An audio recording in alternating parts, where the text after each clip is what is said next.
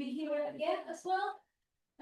So my topic this year is a very specific application of artificial intelligence in the face of the very popular chatbot ChatGPT.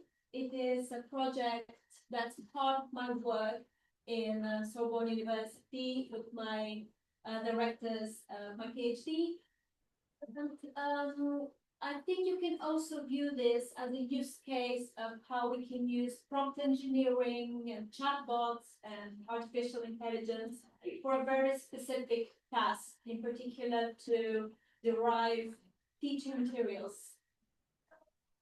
So for my presentation, I'm going to start with some context and motivation, then I will present the implicated data, and then the experiments, which include automatic abridgment of particular texts, as well as their qualitative evaluation and quantitative textual analysis. And I will wrap up with some conclusions and future directions. Starting with the context, so this work has very much to do with graded readers, which are typically book series that are ordered or organized in accordance with proficiency levels, such as CFRs A1 to C2. And they often are adapted versions of some famous literary texts, such as big novels like Les Miserables in French or Wuthering Heights in English. And also research shows that graded readers and the practice of intensive reading that they're often associated with brings a number of benefits to students, in particular in terms of motivation, especially when integrated in a classroom and shared between learners, and also vocabulary acquisition. And then, interestingly, graded readers exist also for classical languages, also known as dead languages, or languages that no longer have native speakers, very generally to define it. The most famous one is possibly Lingua Latina per se illustrata, and inspired by it often, there are other similar books in other classical languages, such as Athenaeus in ancient Greek. Here's some examples of series of graded readers. We have Oxford Bookworms, very popular. There is a Frontier series, Play International, and then there is the series that Lingua Latina per se illustrata belongs to. Now on to the motivation behind using AI in relation to graded readers. So a major challenge in relation to this kind of text comes in the face of limited availability. Most of these resources are in English. There are some that exist in other high resource languages, but very, very few, generally speaking, in most of the world's languages, and that includes classical languages. As for ChatGPT, it has been used as a model to experiment with, based on previous research that shows that it has strong abilities when it comes to summarization and simplification of text, which are very relevant in providing abridged versions for graded readers.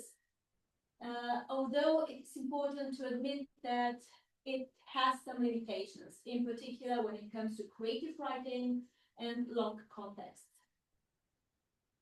Now, as my project deals with a particular very scarcely resourced classical language, Ultra Slavonic, I'm going to very briefly tell you what this language is.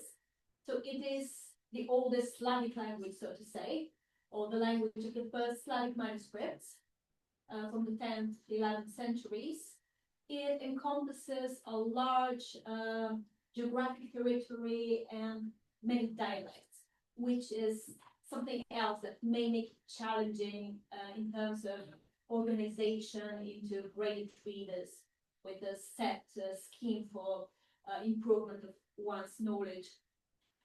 Different manuscripts that exist include biblical translations, saints' lives, prayers and sermons, and they were quite fragmented most of the time. And many of them have been reconstructed based on what we know about the roots of the language. And gradually, the old Church Slavonic unified Slavic language has been developing into what are now known as just Church Slavonic languages that are based on different separate Slavic languages while having quite a lot of characteristics of the original Old Church Slavonic language. Here's some examples of what it looks like. It is mostly written in the Cyrillic alphabet that many Slavic languages use today. The earlier texts are also in Glagolitic, which is the more fancy text that you can see. And in relation to today's Slavic languages, if you know any of them, maybe you can see that there are some letters that differ, for instance. Now the data included in the study. So I assembled a corpus of graded readers in classical languages to serve as gold standard. There wasn't much of a choice, so I took 3 classical languages, Latin, Greek, and Hebrew, and 2 books per language, where possible, trying to keep some kind of variety in terms of, let's say, genre, length, year that the text was produced. And also, I needed the text, original text in Old Church Slavonic to give to the model to abridge. And for this, I used 2 Old Church Slavonic texts that don't exist as full manuscripts, but have been partly reconstructed. So chapter 1 of Genesis and the legend of Saint George and the Dragon. So this is how I proceeded with the automatic abridgment, the model with ChatGPT, as per the latest version, GPT-5. The levels that I applied to the text were 2 separate levels, A1 for one text and B1 for the other, making sure the more repetitive stuff is A1 because it fits it, and where there is more action, more dialogue, it would fit better intermediate framework. Also, I applied the technique of one-shot prompting. That is to say, when you provide a prompt to the model, you not only give it instructions about what to do, but also you give it an example of output that you would like to see. It has been proven that this method helps receive output that matches more closely the textual characteristics of the example you're giving. In order to provide an example, I had no access to a pair of original and abridged text in Old Church Slavonic, so I used 2 chapters of Lingua Latina per se illustrata in Latin that belong to the 2 levels in question, respectively. This is the actual prompt that was used for ChatGPT, asking it to give an adapted version of a text and giving an example. First, I will explain what we did in terms of qualitative evaluation of the qualities of the output texts. So the different measures had to do with understandability, correctness, consistency, textual coherence, and the most subjective aesthetic appeal. And it was meant to provide in-depth analysis and manual corrections were to be applied to the issuing text in order to make them usable for learners. To do this, I worked with my colleagues, in particular with a professor of Old Church Slavonic based in Iglika. So what was seen as strength of the output was that the A1 text was definitely simpler than the B1 text. the A1 text really consisted of short sentences and parallel structures, while the B1 text had longer sentences and dialogue, among others. Some problems that we discovered. First of all, I will start with stylistic issues that are not, rigidly speaking, mistakes. There was a perceived lack of action in relation to the B1 story, and lack of interest to go further. There were instances of high complexity especially in the B1 text, but also a little bit in the A1 one. There were some letters used that used not to be used in classical or Church Slavonic, yet they do appear occasionally. Hence, it is not included as a mistake, but just as a stylistic issue, because when these letters are added like that at random, it really prevents consistency. And when someone is trying to learn a language, we felt like it is not helping to see this variation that doesn't seem to have any roots behind it. In the same spirit, there were some pairs of interchangeable letters that were used kind of sporadically, either one or the other, like the U letters and the Z letters, which again, we would recommend that this is not the, in particular, not at the A levels, let's say.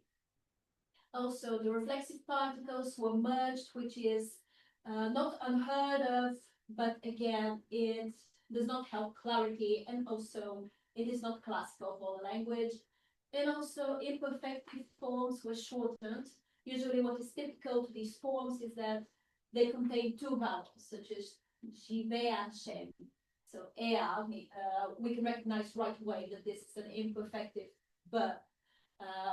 And if we shorten it, it becomes less clear, and while it is used sometimes like that, it is not clear for learners.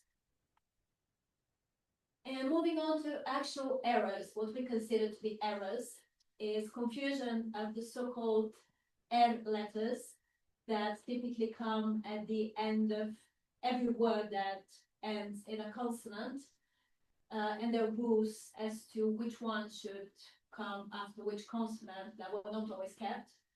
Also, the modern Slavic letter gap was used, and it did not exist at the time of Old Church Slavonic. So we assume that this and other things came as interference of modern languages. For instance, Russian, as it is high resourced.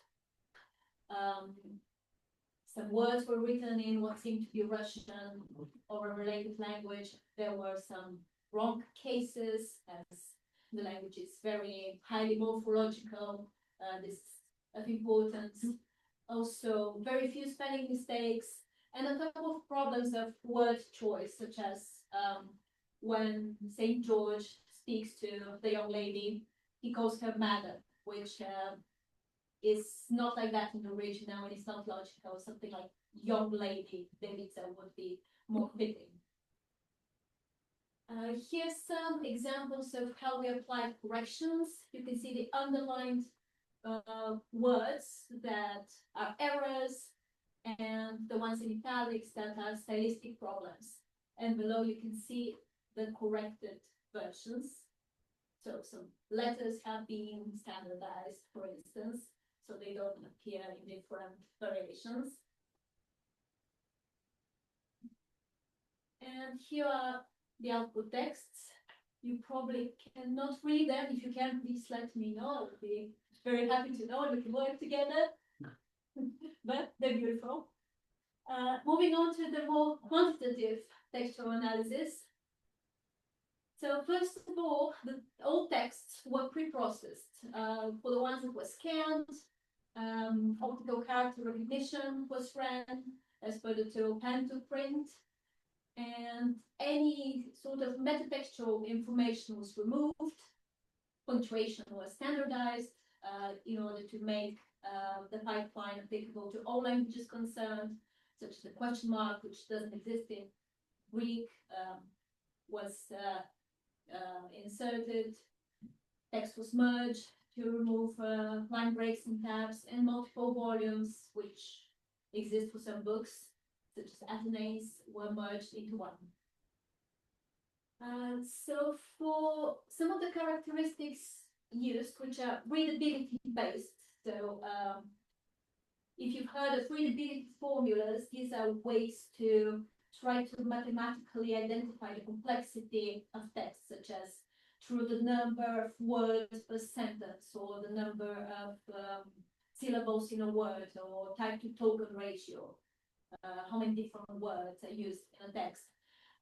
These kind of characteristics were used. I will show you the exact ones in a minute. Some of them imply morphological analysis that includes things like part of speech. For these cases, a tool that I really like called Universal Dependencies Pipe was used. It is a great tool where you can just insert a text, and that includes some really rare languages that are represented by the Universal Dependencies program. And you get as output information about them, such as parts of speech and dependencies within a sentence. Here are the actual textual characteristics used. They're divided into land-based, vocabulary-related, syntax-related, and discourse-related. They're not meant to be exhaustive, but to provide a picture that encompasses various aspects of the text. And these are the results. So the last two texts are the ones output by ChatGPT, and the rest are the gold standard.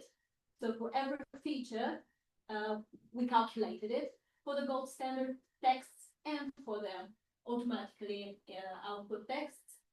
In cases where the values of the automatical texts fell outside of the range established by the gold standard, you can see it in italics. That means that there is potentially some problem with some aspect of the output. Let's say, I think there was type to token ratio in the B1 text.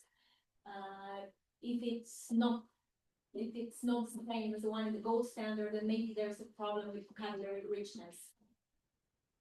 So what we observed is that ChatGPT output had lower values for land-based features, such as number of words in a sentence, for instance, type token ratio in St. George and the Dragon, the B1 text, which made speak editing complicated, a small number of verbs and pronouns for Genesis, low punctuation variety for both texts, so maybe a bit more boring. It's mostly narrative sentences, no questions or exclamations, let's say. And importantly, where there were trends in relation to A1 and B1 texts, such as for a particular characteristic, the value is always higher for B1. This was also the case with ChatGPT's output. Some conclusions. So ChatGPT's general management abilities, which are applicable to other languages too, were demonstrated. Especially the levels, the differences between the two levels were very clear, and the trends were matched. As said, in relation to the gold standard. Also, interestingly, the model did have some notions of Old Church Slavonic in that it used vocabulary, or let's say declensions that it did not see in the original text that it was provided. So it was aware of them already. There were a number of mistakes and stylistic issues, mostly stylistic issues, I would say. There was definitely interference with modern languages in terms of vocabulary and symbols. And then some particular problems related to the quantitative characteristics included high textual difficulty for level B1. And for now, the conclusion is that this sort of automatic abridgment saves up a lot of time and effort, but it is a necessity for a professional to intervene to make sure that everything is okay with the text. This is all. I have a GitHub repository with additional information, in particular the output texts. That's all. Thank you.